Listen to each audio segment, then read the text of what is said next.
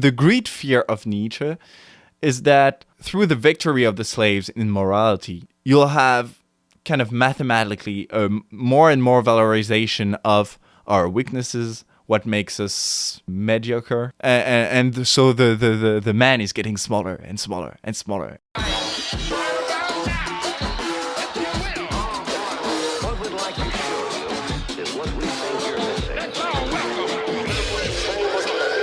Welcome to Unpacking Ideas, the podcast where each episode I invite on a new guest to help me unpack an influential piece of writing from the past in order to make it more accessible in the present.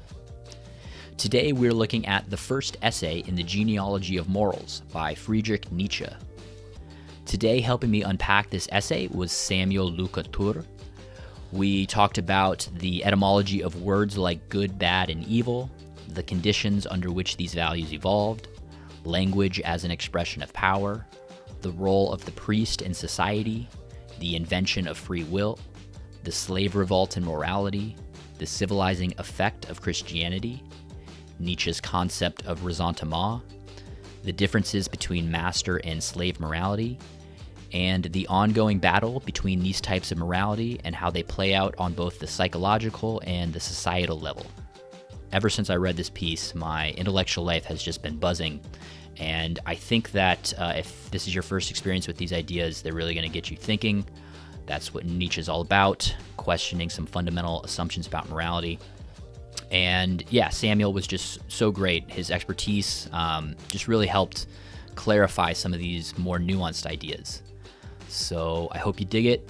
Here it is, my conversation with Samuel on the Genealogy of Morals.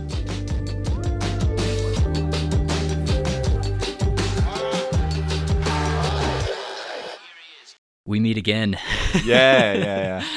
We tried to do this a couple months ago, and we finished recording, and both of us kind of looked at each other and were like, we can do better. Yeah, definitely.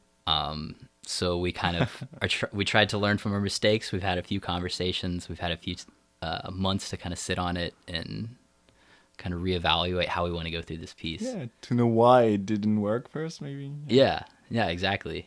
And yeah, I mean, one of the things we were kind of talking about is it's a difficult piece to discuss for a few different reasons, and it might be worthwhile to kind of talk about why we think it's a little challenging of a piece to discuss. Yeah. I mean, first, he's kind of a challenging writer to read. Just in general. Definitely. In general, yeah. Sometimes writes kind of aphoristically, uses a lot of metaphors. Yeah. And like this book is supposed to be easier, and that's what people think sometimes. But Nietzsche says also, like at the beginning, that we need to read well, we need to reread, and when you try to study really this text, you find there are some unexpected challenge in the middle of it, and you're supposed to have understand from the beginning, like the first time you read it, and then you understand that no, it's kind of hard actually. Yeah, when he uses even in the foreword in the preface, actually he uses the metaphor of we need to be more like a cow, kind of chewing on the ruminating on what. Yeah, I think we just needed to chew it a bit more. We just needed to chew it a bit more. That's our excuse. We're sticking to it. Yeah, definitely. Yeah. But more generally, it's a hard topic because first it's like kind of emotionally charged. Like just the fact that talking about morality in general, especially when Nietzsche calls it like slave morality and master morality, is like kind of hard to get it. Like the context today is not the same. What is Nietzsche talking about? Everything. Right. Yeah. Even those words, master and slave, especially in America, have a lot of baggage, a lot of connotations, which is not necessarily, the way that Nietzsche always is intending them to be. So, yeah, we kind of realized we need to kind of define these terms very carefully. And yeah, like you mentioned, like his goals in this essay, which we'll talk about, are kind of questioning fundamental assumptions about morality. And I think anytime you do that, people are going to feel a little bit like, like there's going to be a kind of emotional charge. As we did, as we felt too. Yeah. I think everybody. But so buckle up, listeners. But so maybe we should say first that when Nietzsche is talking about master and slave, it's more about every kind of power relation. Like there's dynamic, always yeah. one dominant and one who is dominated. And if he thinks about a particular historical context, he will maybe think more about the Greeks. But when he talks about modern societies and when he has to talk about some the workers, for instance, he sometimes talks about slaves. So Yeah. it's kind of a global word he used to divide the society into and try to have two different moral perspectives. So, So it's like not always we shouldn't take it as literally. Sometimes he might actually literally be talking about people who were enslaved. Other times he's talking about people who are just in a position of low power in whatever that kind of hierarchy or society is. And more precisely, he talks about a certain moral perspective, a certain perspective on morality, and a certain way to have a moral lecture of the world. And so that's what we're gonna try to understand, I guess, today. Well, and I'm also curious because I mean, you're studying right now, getting your master's in philosophy, I guess. Yeah. And you're kind of focused on Nietzsche. Is there like a kind of consensus in the world of Nietzsche scholars for these terms, master morality and slave morality? Yeah, I mean, we kind of use them like that, knowing it's from Nietzsche and knowing it has a specific meaning, knowing also that it has some, it raises some questions sometimes. Like, we know that Nietzsche's philosophy can be read in very dangerous ways. Like, even if it's not the most interesting lecture, people could understand some very horrible things in it. So Nietzsche scholar, they are between them. They know they're kind of aware, but it's more for the first lecture. I think every Nietzsche scholar, the first time they went through Nietzsche, they were not Nietzsche scholar. They were just like a guy, just a guy. And every guy that meets Nietzsche is like, oh, what is he talking about? Like slave morality, master morality, and his very polemical style and everything. So it's kind of normal, but like, yeah. Okay. Cool. Interesting. So the way that we're planning on going through this now, we have some questions. We kind of thought maybe instead of lining up in terms of like the different ideas, we would just try to lay out all of the questions we think Nietzsche is trying to answer throughout the course of this first dissertation. So I'm just going to read those questions now, and then we can kind of maybe go through them. Yeah. So the first question he's trying to answer: what basic assumptions do most people in society have regarding values and moralities today? And of course, he's talking about his time when he wrote this in the late 1800s. What is the etymology of the word good? What is the etymology of the word bad? How have these words changed in concepts, or have these words and concepts like good, bad, and evil always meant the same thing for all people during all points of history? Under what conditions did man invent the value judgments good, bad, and evil? What are the two types of morality he believes evolved? How are they fundamentally different? And then, which type of morality does Nietzsche believe is dominant in the West today? Why did it become the dominant morality? And then kind of more of his evaluative side, because he's very specific to say, like, I'm not just kind of writing a historical, a history of morality per se. Like, he's like, I kind of want to put my own opinions in here. So we get into the evaluative questions. What is his critique of master morality? What is his critique of slave morality? And does he have a solution? Or if so, what is his solution? For Nietzsche, in the beginning of this book, the Genealogy of the Morals, he's like very clear about that. His project is about questioning the value of the values. So he's studying the values, the different way of evaluating things and developing things, so the different moralities that existed in history. But his big question is like, could we attribute certain value to some values? Are all our values equal? And for Nietzsche, no. There are some values who are good for life in general, and some values that are devaluating life. So this is a big normative project. So we'll try to get through it at the end, and Cool. Well, yeah. So that kind of actually leads us into the preface, where he's kind of saying, like, he uses the metaphor of it's almost like we've collectively woken up from a nap or a dream, and we've realized that we've never actually asked ourselves some very fundamental questions about morality and about these values that we call good, bad, and evil. He says, quote, "We are unknown, we knowers of ourselves to ourselves." Yeah, I think you're right. I think in the preface you have an epistemological problem. It's like the knower says he knows, but he doesn't know himself. And what Nietzsche mean by that is that in the very fact of being the knower, of the very fact of searching for the truth, you have some basic moral assumptions that he'll talk later about it, especially in the third essay of the Genealogy of the Morals. And so, yeah, so it's not that's why maybe questioning the moral is his prior problem, like his primal problem. Like the knower doesn't know himself because he sees himself as a neutral guy who is like just inquiring and objective, and he's not putting himself in the object he's studying. Whereas Nietzsche is, as a philologist, is very confronted with such problematics and sees it's much more problematic than we could think. And so questioning morality is one step toward it. Yeah, of course. And at the beginning of the first essay that interests us for today, he talks about our prejudice about morality. And actually we have a lot.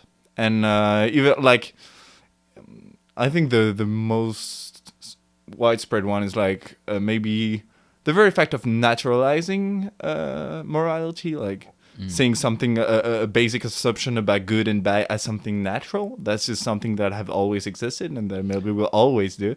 Yeah. And I think the philosopher of the Enlightenment already questioned that a bit, like saying like, oh, you know, Voltaire and Montesquieu writing books about a stranger coming in Paris, and like, because he comes from elsewhere, he has another morality, he has other rules, and like he's questioning, and through these figures, they can Voltaire, Montesquieu, all the philosopher of the Enlightenment can criticize their society. And I think here what's interesting is that Nietzsche also shows that within a particular society, depending on your position in the hierarchy, if you're a master or a slave, if you're a dominant or dominated, you can have, depending on your position in a power relation, you can have different moral perspective on the point. No, that's great. And yeah, I like that you brought in like the Enlightenment thinkers. And he also kind of criticizes some of these English psychologists at the time as being unhistorical in their kind of evaluation of morality. Yeah, definitely. Because they believe that morality is based on utility. And this is something we also believe today. Like if you ask, I would be sure if you ask people in the street, like, why do we call that good? Oh, because it's useful. Like Yeah. And it's intuitive to kind of think along those lines. Yeah, and Nietzsche thinks it's like getting to the etymology of the words. He thinks that at the beginning, it's not at all, like the question of good and bad is not at all about being useful or useless or even like have a negative impact on society. It's not about that. Because then you can ask for who? Like, useful for who? Because you have power relations in societies. So exactly. So it's not the idea of a common good. It's kind of for Nietzsche the question of utility is not the core of the question of morality, and it's like a presupposition, because then if you think that morality is based on utility is supposed to be the same, like so you don't have a history of morality, you cannot draw a genealogy as Nietzsche did. You base morality on a kind of an unhistorical concept without really questioning it. Yeah, that makes sense. And Nietzsche was a philologist, which is somebody who like studies the origins of words and how words were kind of used and interpreted throughout history. So he kind of wants to begin his genealogy there by looking at some of these words like, all right, well, what if we actually go back and look at how words like good and bad were used throughout history, and what did people mean by them there? Maybe that's a more kind of objective way to look at this question. Yeah, kind of. Yeah, I think it's definitely his way to do it. And when he does so, he draws his etymology. So I'm not a philologist, but this is what he says. He says that the notion of good and bad were first related to some political categories. Like good was another word for to call somebody noble, or the idea of powerful nobility, of the idea of a social distinction, like to be, and on the contrary, bad was more related to the common, the vulgar, the simple. I don't remember exactly the etymology, but schlecht in German, it's like he relates it to something like simple, or I don't know. But yeah, he says, quote, the most eloquent proof of this last contention is the German word schlecht itself. The word is identical with schlicht, I'm probably mispronouncing that, which originally and as yet without any sinister innuendo simply denotes the plebeian man in contrast to the aristocratic man.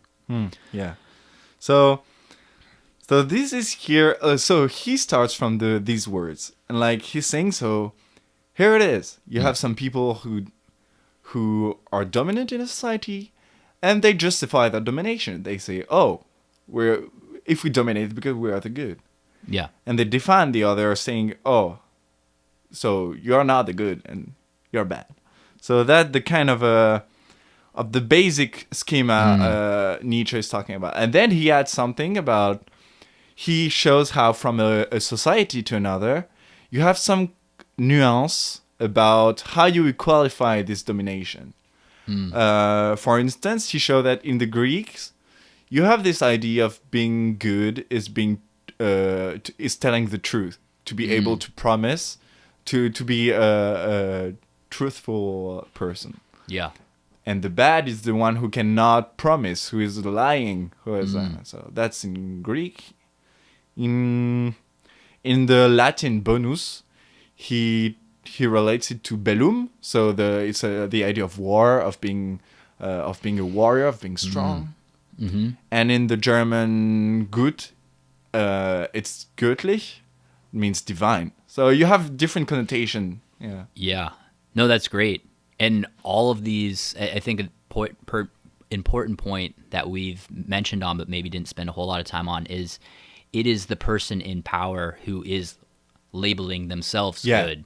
It is not kind of, he's saying another kind of misconception is that, somebody does something that's quote unquote good, and it's the person who the good deed was done to who labels it as good. And he says, no, it starts with the person calling themselves good. And he even says, he goes as far as to say, it's people in power who use language to say this is that.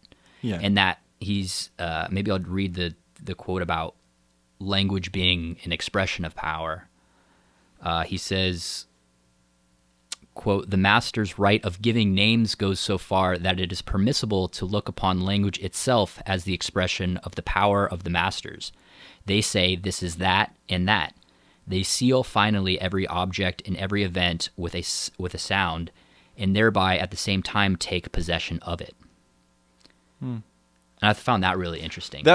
And that's even more interesting when you know that modern sociology exactly show that. If you look at somebody like Bourdieu, like the French sociologist, you'll see his all theory is based on who has the power to label thing, to say, to define the term, which will be used then to define everybody else. So, it's, for Nietzsche is very aware of the fact that it cannot be the dominated that gives a name to the one who it's always because the very fact of giving the name to the things is a power issue. It's you need power to be able to do that.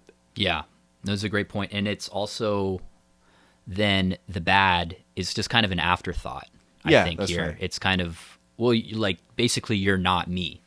Or you weren't fortunate enough to be born, into this aristocracy or whatever the case.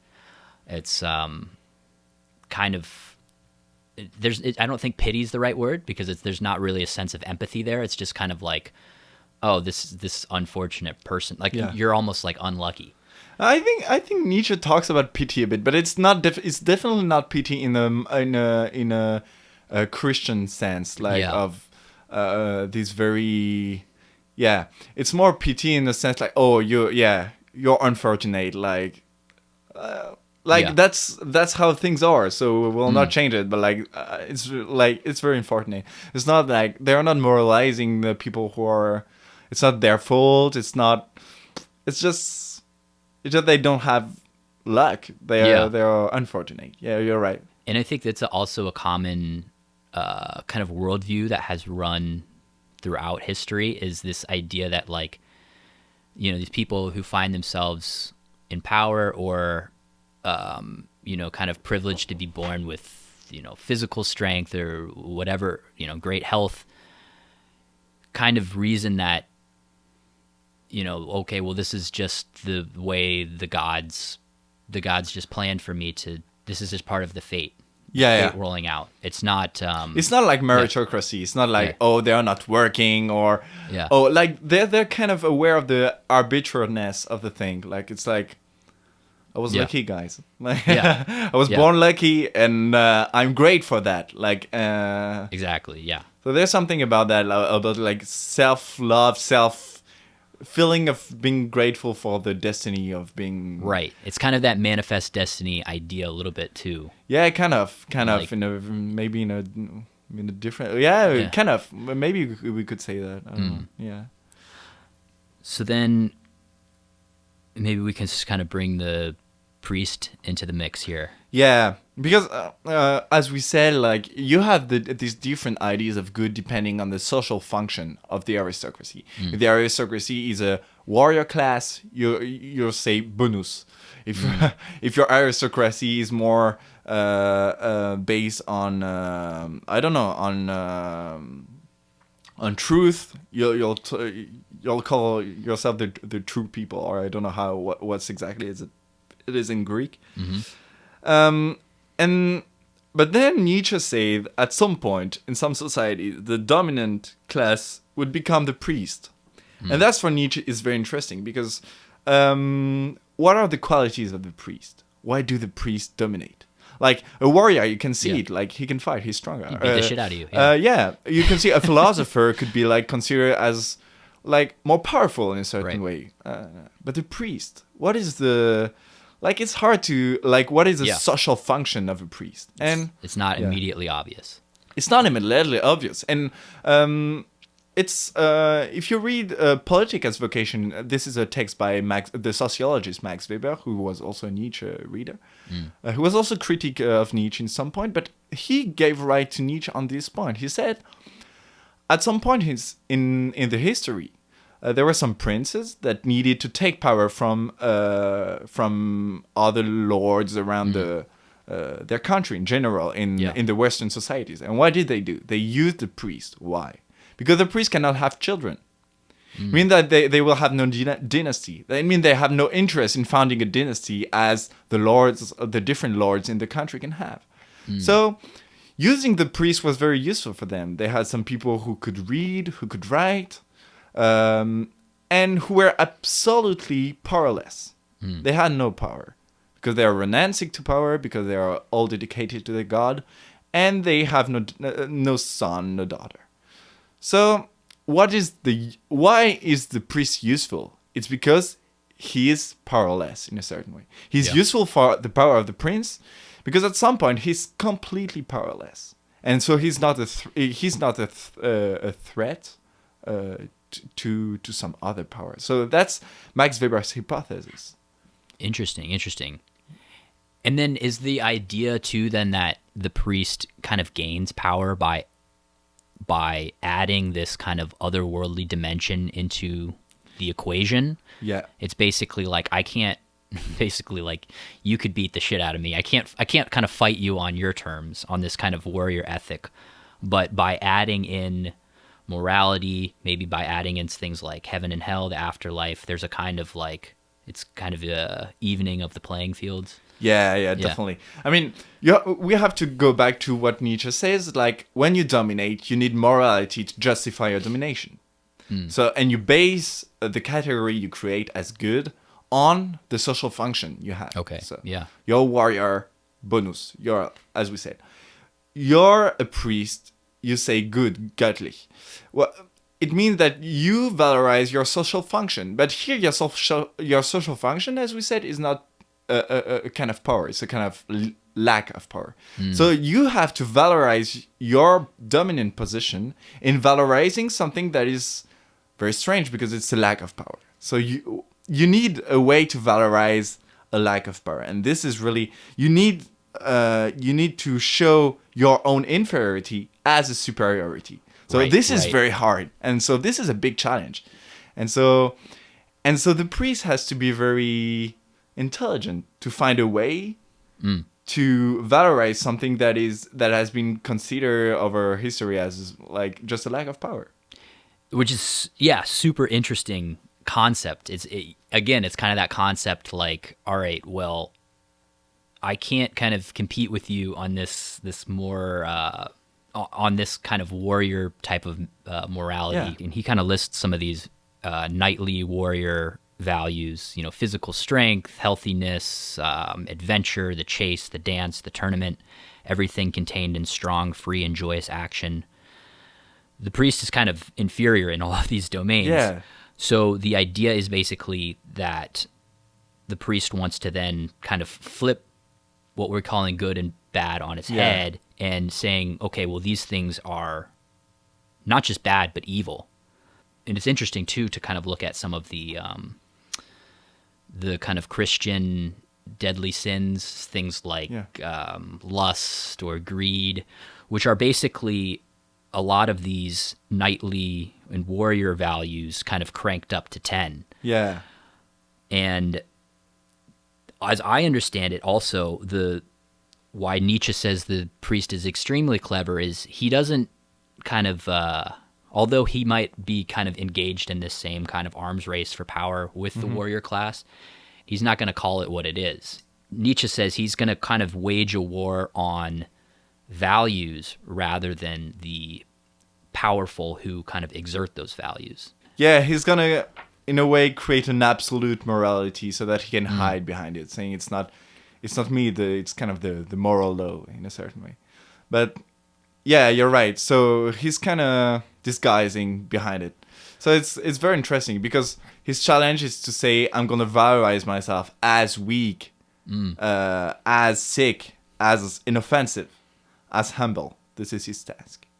So he has to find a moral solution. And the way to do that, and this is where we can say he's pretty aggressive against the dominant, the knights and the aristocrats. It's like his way to do it is very intelligent. He says, okay, he cannot say just that the aristocrats are powerless because they are powerful. Like this is a fact. Like they are powerful. So what do? They say they choose to be powerful. And this is the invention of free will. They're like, okay, they're powerful, but the very base of morality is not a capacity. It's not a social function. It's about choice. They're gonna say the strong, the one who are strong in any kind of ways. It can be like intellectually, it can be physically, it can be okay. These people choose to dominate, and so they choose to dominate. And this is a very, like, this, for us, it can seem like the idea of free will is kind of a basic assumption. It's obvious, right? Yeah. But Nietzsche sees that free will is actually created by priests during the Middle Age, especially. Like, it's a teleological concept. And he, if I understand him right, too, he also sees it as a kind of self-deception in the sense that, if you are somebody like a priest who doesn't have power in the way that maybe the knightly caste has power, you can then say, well, it's because I'm choosing not to be powerful, and therefore I'm good. And it's because they're choosing to exert their power that makes them evil. Yeah. So you have first to say that the one who dominate choose to dominate, to then say, oh, but I choose not to. So you transform your incapacity in a virtue. So for Nietzsche, this is what he calls slave morality. It's the very fact of valorizing in oneself the very fact of being dominated, of being on being down in the hierarchy, and saying, I'm the one who is dominated because I choose not to dominate, and Right. this is where my virtue is. And maybe today I'm dominated, but the one day, so in the Christian thought, it's in paradise. Like the last will be the first. Like Right. So this is so then the value just or reverse. And so we had a problem. The problem of the priest was to valorize himself as weak, and the way he did it was saying, "Oh, the strong choose to be strong, and this decision of being strong is evil." And therefore, I can say that I'm good. Yeah. And the other way that it kind of differs from the kind of knightly or kind of warrior caste morality is it starts by saying you are evil and I am not you, therefore I am good. Yeah. So it's kind of what he calls a negative morality, not negative in the sense that it's bad, negative in the sense that it starts by looking outward and labeling the other as evil. Yeah. And then basically your goodness is just not being evil. Yeah, definitely. Yeah. Like in a world where domination is based on a social function, on a certain capacity, Yeah. you cannot say, "Oh, I'm weak and it's good to be weak." Like you need to find a way. So you first need to say that the other is evil. You Yeah. need to change completely your way to see morality in itself. Like you need to invent free will. You need to invent the fact that the other is evil, and then you can say that you're good. So Yeah. in what Nietzsche called the aristocrat moral, the master morality, you have the good and the bad, and in the slave morality, the good of the aristocrat morality becomes the evil, and the bad of the aristocrat morality becomes the good. And so you have what you wanted, saying you are the good, but by slightly changing bad from evil. And Yeah. so, and thanks to the little change, you can completely reverse the hierarchy. And it's super interesting. Yeah, so that's what he calls this like transvaluation. I mean, of transvaluation is what he wants to do back. Like, Oh, he wants. okay. Yeah, Then I have but it's kind of a way. No, it's kind of a way to transvaluate. I think he So also there's a uses kind of this yeah, word, it's kind of flipping, Yeah. seeing it as flipping morality on its Yeah. head. And maybe we should start to bring in the kind of common man or the plebs into the picture, or the slaves as he puts it. Because is the idea also that the priest kind of recruits the common man into this kind of way of thinking, this kind of morality, and is that's kind of his way of gaining power, in that this kind of slave morality requires kind of the masses, or is that maybe not the right way to? I mean, he doesn't talk a lot about it in this dissertation, but yeah, of course. And this is where it's a bit surprising. Like what he called the slave morality actually doesn't come from the slaves themselves. Like they first come from the priest, which is like a kind of a slave among the aristocrat. He's like in a half position. They are like the prince needs the priest to rule, but they're kind of in between. They have an in between position, so they are weak, but they're among the strong. And because of this position, of course, like I mean, Nietzsche will say that later, but like with the invention of sin, of evil, of bad conscience, the priest will be able to use the masses, the demos, the people, and he will be also able to bring guilt in the conscience of the aristocrats, and therefore he'll be able to dominate everybody. But this is more of the third Gotcha. essay. But like definitely. But it is cool because you can see that when you say slave morality, it's not about the slaves actually. It's really like the slave morality is an invention from the priest, which is like half like it's a weird position. But you can also see why it would appeal to the common man or the slave as well, because it's that message would, I mean, appeal to somebody who is in a position of low power or of not being able to exert their will, to kind of say, well, it's because you're choosing not to, and therefore that makes you good. Maybe that's a kind of welcome message. Yeah, I mean, in every society, you have more people who are not particularly good at one thing that is valorized as good, you know? Like in a society, in an aristocratic society, you have the aristocrats who are good at one thing, like war, but like where you're always a minority, like religious people are always a minority, philosophers are always a minority, if you think about that.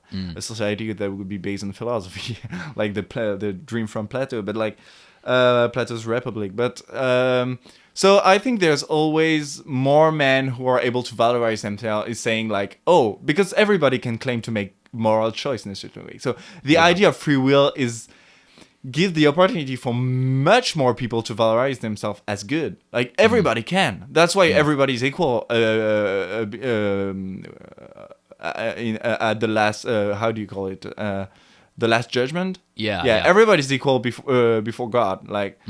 And so of course, so the priest is like gaining power and claiming to bring a universal morality and claiming that everybody can claim it. Just the only one who are evil are the one who just don't listen to it because they're still on the other morality. But like, Right. So maybe we can talk about this concept of ressentiment and first kind of define what it means. Yeah. Because this is I think just a Nietzschean concept, right? It's a little bit different than resentment, which many of us are familiar with. But we can kind of talk about this kind of psychology of ressentiment and how it kind of relates to this slave morality we're talking about. So I was actually listening to a podcast on BBC, and the Nietzsche scholar gave, I thought, what was a really good definition of ressentiment. He says, ressentiment is, quote, the lingering sentiment of a poisonous revenge. You're impotent, you're powerless, you're not in a position to actually carry out resentment. So resentment is a kind of failed or frustrated resentment. So you basically need two things in ressentiment. You need to bear some kind of grudge or resentment against somebody and be impotent or, not in a position to actually carry out any kind of revenge. Yeah, definitely. The thing is that, you are powerless. Yeah, you are in a power relation. You are powerless, and you would like to be powerful in a certain way. You would like to. You have to for Nietzsche, everybody has to affirm its will to power. So you want to affirm yourself in a certain way. You want to find a way to do it. And the thing is that you feel resentment because you're oppressed in a certain way. Yeah.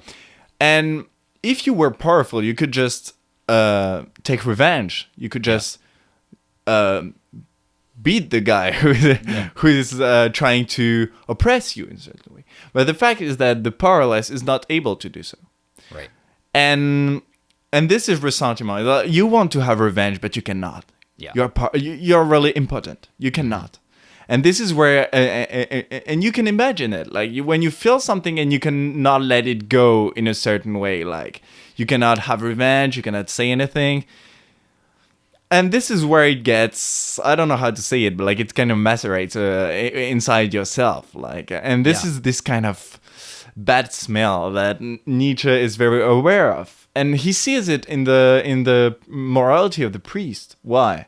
Because actually, why did the priest triumph? It's because his morality is giving a solution to all the people in life who feel resentment. Like every one of us, we all feel resentment in a way or another. And in fact, if you can say, instead of saying, instead of facing the fact that you're oppressed and that you cannot reply, instead of saying that, you can have a kind of a more subtle revenge, a fictional revenge, a moral revenge, saying, I am just like interpreting your oppression as a sign of your virtue, as saying like, I am the good. It's because I am oppressed. It's because I am the good, and the other is evil. I mean, first the other is evil. Like this is always the first step, and therefore you can say you're the good. And so Well, and then the other type of kind of what he calls the creative revenge would be that kind of revenge fantasy of like imagining in your head the person who has kind of dominated you, kind of getting what's coming to them in the future. Yeah. And he even talks about certain things like the book of Revelations in the New Testament as a kind of revenge fantasy. Definitely. Because in the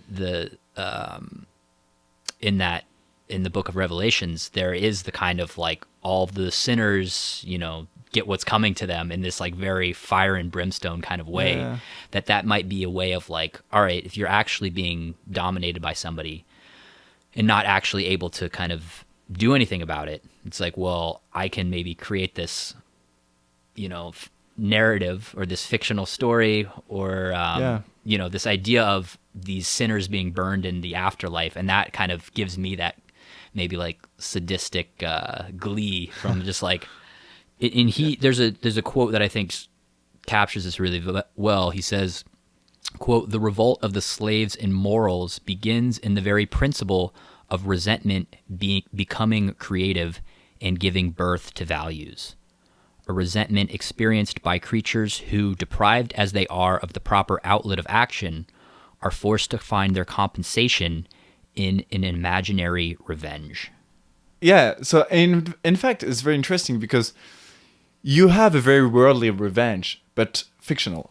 Like, you have the fiction of a outwardly revenge, but it affects people worldly. Like, you are the one you're the good, and they are the bad, and you just changed everything.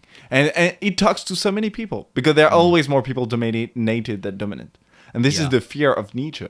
It's that the priest is very powerful because he can gain the masses with that.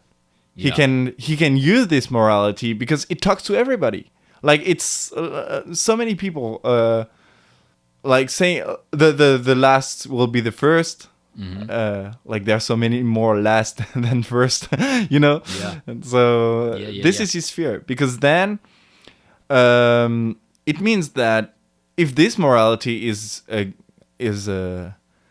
triumphing in a certain way, the main values, and this is Christianity, the main value is going to be good is to be weak, to be good is to be humble, is to be small, is to be powerless, is to be inoffensive.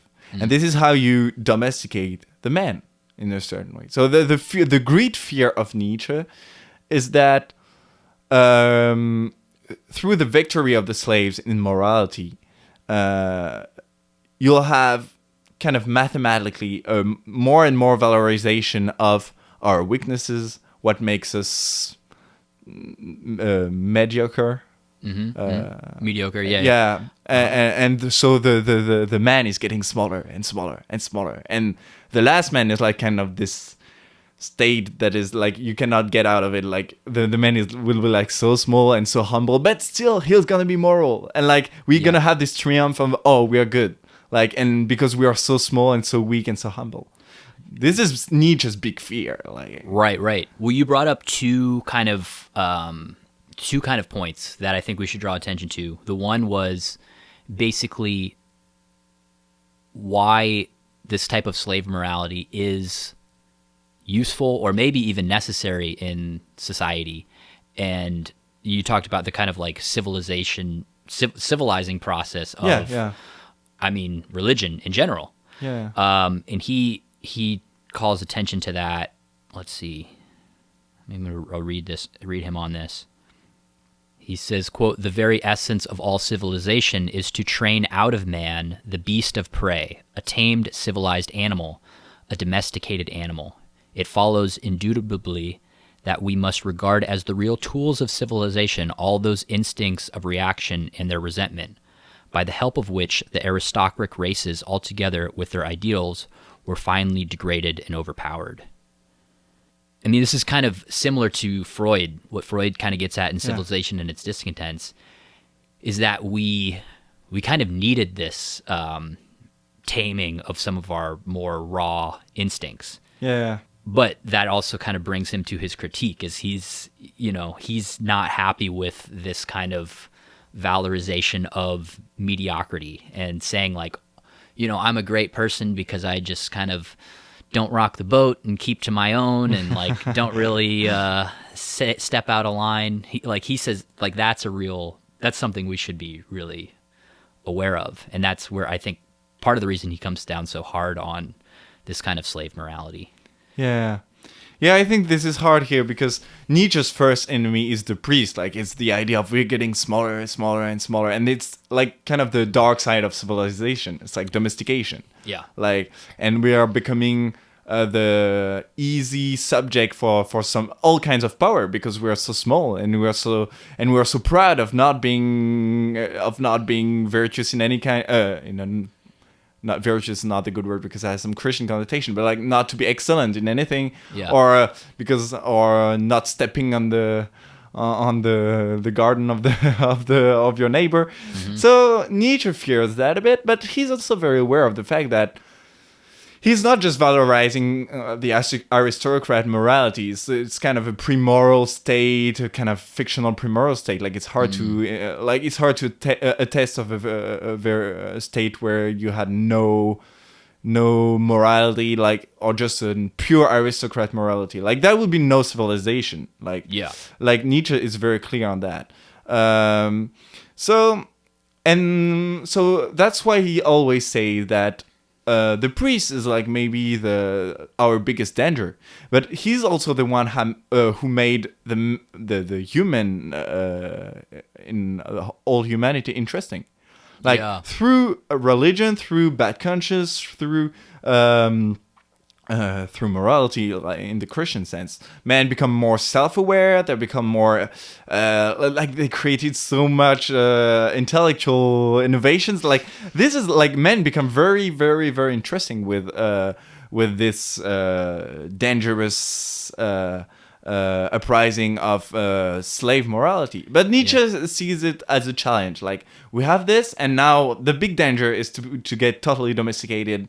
And but we cannot go back. Like, and this is not even the point to go back to this blonde beast that makes us so like that makes Nietzsche seem so scary because sometimes you're like, oh, he's valorizing like the master morality and like, but it's a bit more nuanced. Yeah, no, I mean that's a great point because I think. If you're not careful, you can kind of take Nietzsche's critique of slave morality as him advocating for master morality. But in one way, I think he's saying, like, we can't go back to master morality. One, just because master morality, by definition, is unreflective. Yeah. It's not really possible now that we are self-conscious, now that we have this kind of conception of free will. But yeah, I mean, maybe we'll kind of jump around a little bit here, but maybe we can kind of talk about what do you think he is suggesting? Yeah. I mean, I think it's hard to see in the first essay what he's suggesting. I think he gives more clear solution, like to how to end with the kind of domination of the slave morality of what he will call asceticism in the third essay.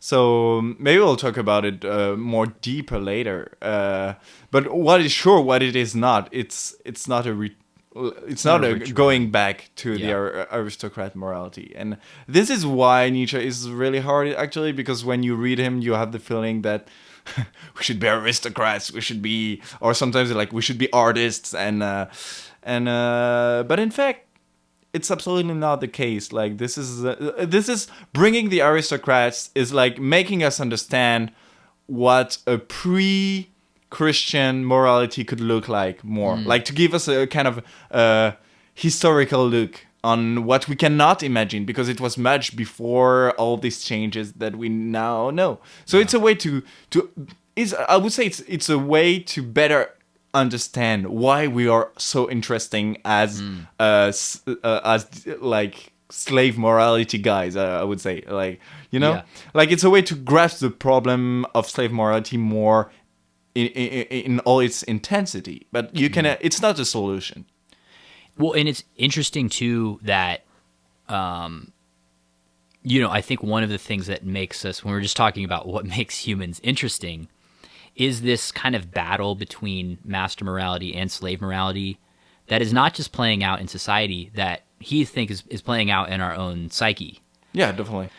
We just think about like what we use the word good to mean now. Sometimes we're like, oh, how are you feeling? Like, I'm feeling good, meaning I'm feeling healthy, I'm feeling happy, I'm feeling strong. But then there's also like, you know, be a good boy and wash your dishes, or, you know, so these, you can really clearly see how good in the first sense is much more the kind of master morality definition of that word good. And that second, it's much more this kind of Christian or slave morality version of that term good. And maybe a kind of hint into where he thinks the path forward is. This was towards the end of the essay. He says, quote, "The fight between master and slave morality has become more and more intense and always more and more psychological, so that nowadays there is perhaps no more decisive marks of the higher nature, of the more psychological nature, than to be in that sense self-contradictory, and to be actually still a battleground for those two opposites." Which I took to mean, you know, the kind of more evolved person should constantly be kind of battling between these two types of morality within themselves and within every situation they find themselves in. That's right. And I think when you read Nietzsche and you take it very seriously, you cannot stop thinking about it. Like, you have it in mind, like, how many times you can be tempted to think to yourself, oh, here I'm good, like I'm doing like, or to valorize yourself, and when reading it, you're like, oh, what am I exactly talking about? Am I not taking like just, you know? And sometimes it has some good point, but like talking about this inner fight, inner fight. We have to remember Nietzsche is the son of a priest. Like, like he himself is not like out of it. Like, he knows this problem because he knows perfectly the religious scripts. Like, he really know them by heart since he's so young. So yeah, of course, it's a we like, for Nietzsche, slave morality has won.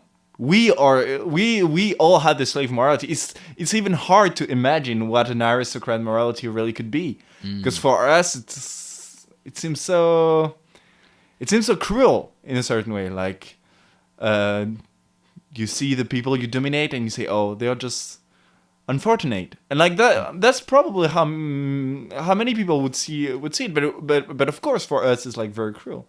We cannot just go back. We cannot make as if these 100 years of history of developing new moral concept, of developing new moral doctrines would have not existed. This is not true. Like, in all ways of thinking and all ways of speaking, all these manners are in. Yeah. So yeah, of course. Well, yeah, and I mean, even I was just thinking, like, a trivial example. We're kind of talking about how, like, this battle between master morality and slave morality kind of takes part in our own psyche throughout our lives. I mean, we were like, even a silly example, we went to a restaurant before this and I ordered some boba tea, and the bobas in the boba tea were like hard and stale and like, you know, like breaking my teeth basically. And I sent it back and was basically like, I'm not going to pay for this. And in that way, you know, for me, it was kind of an idea of like, if I don't say anything and I just kind of like accept it, pay full price for this, I know myself, I'll probably have some kind of resentment about this, some ressentiment maybe, which will pop up later in some kind of unfortunate way. But I could also think of a different circumstance where my response might be this kind of more, I don't want to make a big deal about this. I don't want to rock the boat. I'm going to let this one go. Which would maybe be more of the Christian way to handle this. I don't know. No, but you know, yeah. I don't know if you know this kind of people, but there are some people who, when there is a problem and it hurts them, instead of telling it and trying to resolve it, and even like just take revenge on you in a certain way, saying, "Oh, that's not cool what you did," or you know. What they do is like they take pride in the fact of saying nothing and be like, "Oh, I'm not creating problem." But the very fact that they gain so much moral, they feel like so that in fact they remind that they didn't say anything, and one day they were like, and you did this and you did this and I didn't tell anything and I was so good not to do it. But whereas actually they do, sometimes they were just afraid to tell about it and to fix the problem.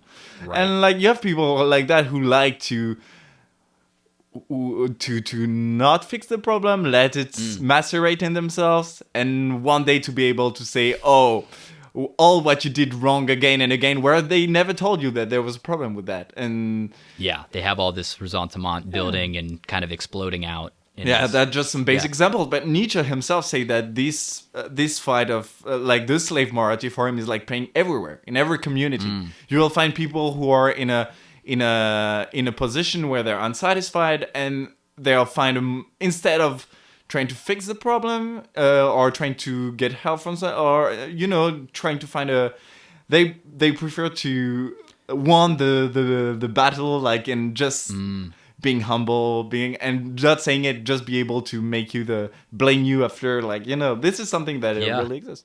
It's interesting. Well, and maybe so we've been talking about how this kind of battle of master morality and slave morality, might play out in somebody's psyche today. But maybe we can also talk about how it's played out on a more societal level and a global level, because he talks about this war between these two types of moralities, and he labels them a fight between Rome and Judea.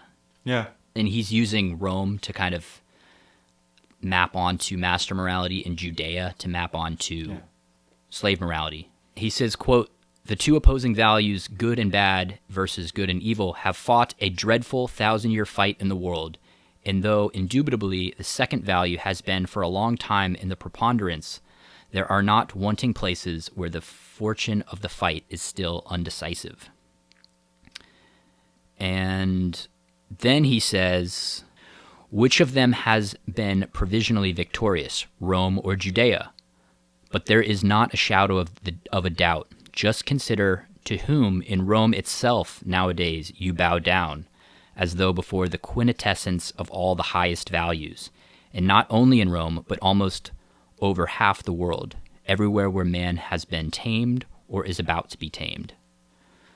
Yeah. It's a pretty powerful statement. Yeah. And it's very interesting because actually you could think about the Vatican. The Vatican, it's in Rome, and now it's like the center of the Christian world. Yeah, like the epicenter of the Christian world, yeah. But there's another text, I don't remember, we'll have to find, where Nietzsche talks about the Vatican in the Renaissance. And he's like, actually, they built another master morality. Like, they were like, again, they were the powerful, they had a lot of money, it was totally corrupted, and like, he kind of likes it. Like, he's like, in the Renaissance, like, they were like supposed to be Christian, but actually look at them. They were all big aristocrats with no morality. They were like, they were totally corrupted, and they didn't care about applying to themselves the dogma they were saying to the people. They were like, just like, they were very powerful and everything. So he sees themselves as a kind of new aristocrats, and then he blames Luther for coming and saying, "Oh, the Pope is not." There's this is something with Nietzsche. He thinks that slave morality is always fighting itself. Like, there's a fight of slave morality against itself. Like, it's used to new aristocracies that gets attacked by the slaves again and again and again and again. So yeah, you have the Jews, then you have the Christians that reverse the thing, and then you have the Protestant that totally reverse again. Right. There's kind of like also this ebb and flow between which type of morality remains dominant in the society. So he talks also about like the French Revolution, in a sense, was this kind of triumph of slave morality over master morality. Yeah. But then he talks about Napoleon, where it's kind of, again, this reversal where it's the master morality kind of triumphing over the slave morality. And that it's interesting to kind of look at history in those broad strokes, and maybe through this lens of seeing and slave morality that Nietzsche is very critical against German people. because German nationalism was born against Napoleon. So for him, it's like the aristocrat Napoleon and the nationalist, the German nationalist. So nationalism is a modern form of slave morality for Nietzsche. That's for sure. And if you think about another slave morality, we could think. We talked about Protestantism. And you know this book of Max Weber, The Ethic, when he talks about the ethic of capitalism, the spirit of capitalism. I don't know the title in English, but he shows how our modern way of thinking, the very ethos of the capitalist, is actually based on Protestantism. So it would be interesting to say there's another turn, another twist in the story, Absolutely. Well, and I was also thinking about maybe people who are skeptical of this kind of analysis might say, well, okay, maybe that was true a couple hundred years ago where, Christianity had reached this peak and that's who everybody was bowing down to in Rome. But now in the 21st century, Christianity is on the decline. But part of me wants to say if Nietzsche was alive today, he would see a lot of still what is happening in society as being a kind of more secular version of slave morality. Yeah. I think he was not far enough in that because he was very focused on Christianity. He talks this first famous claim from Nietzsche, God is dead. We know that God is dead, but Nietzsche says the shadow of God will maintain. And so we'll have to fight against the shadow of God. So he finds the shadow of God in science, for instance, in the positivism, for instance, scientism. And so in science, science criticized the dogma of religion. That's the Enlightenment and everything. But in fact, for Nietzsche, truth had just replaced God in a certain way. And so there's a kind of, it gets more subtle. How do you say it? Subtle, yeah. It gets more subtle. But in a certain way, the slave morality is still here in a more subtle way. So a more dangerous way because you don't perceive it. Even if today we are not really believing it's sin, we don't have this kind of explicit bad conscience. Right. For Nietzsche, there's something that is still true in that. There's something still, something of the slave morality remains. Yeah. No, absolutely. Well, cool, man. This has been, I think, a much more productive, fruitful conversation. I feel like we got to the bottom of it. Definitely. And we're talking about maybe doing a part 2. So stay tuned, listeners. We're gonna discuss it, and maybe I'll read this quote, how he kind of ends this, because it's a nice kind of lead in. He says, quote, "The future task of the philosopher, he must solve the problem of value, that he has to fix the hierarchy of values." And I think what he's hinting at there is the future philosopher is going to have to kind of solve this riddle of the master morality and slave morality. Yeah. I mean, that's how he believed philosophy would do. Actually, this is a very Nietzschean position, it's very rare, but to see philosopher really taking the question of morality of this point of view. But this is very interesting, and I think in his way, he's obviously he's the most radical on this question of morality, and that's why it's so challenging still today. And so and he'll give a bit of a solution in the third essay. Cool, man. Well, thanks for doing this, man. Yeah, thank you. Thank you for inviting. All right. Thank you, Zach.